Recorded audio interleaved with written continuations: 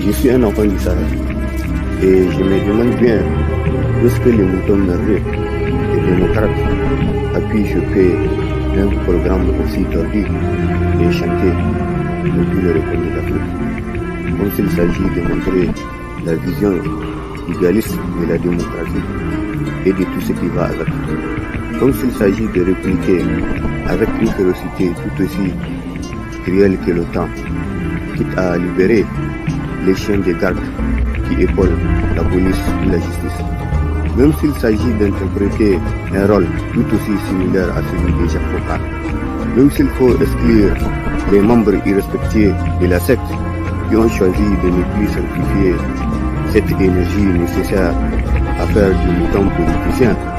un héros aux yeux de la sorcière capricieuse, tout comme de loups originaires de l'Occident. Même si c'est aussi confidentiel qu'un système qui utilise les moutons démocrates pour se développer, pour enfler et grossir, telle une évasion distinguée sur la production du pays. En dépit du choix du concepteur de la démocratie à faire des rats de bout du Parlement africain une compagnie des outils démocratiques, une colonie des animaux politiques,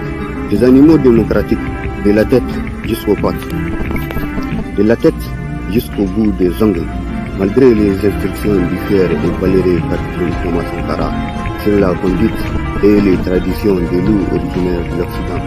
Des loups qui n'hésitent pas à prendre à bras le corps tous les problèmes cruciaux du caprice de l'économie française et européenne.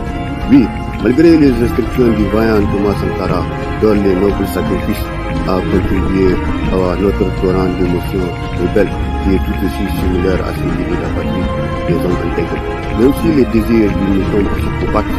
parrainé par la France dans la mère patrie, est dédié à dompter l'effet de la bombe, tout comme à stabiliser les caprices de l'économie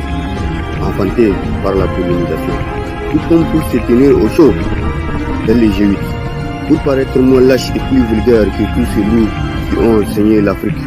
tout en sollicitant la force et la bravoure des tirailleurs sénégalais durant la Seconde Guerre mondiale. Et pour finir, par mettre 6 pieds sous terre tous ceux qui ne sont pas pour la démocratie divertissante et colonisatrice de tous les enjeux stratégiques de l'Afrique. Pour mettre 6 pieds sous terre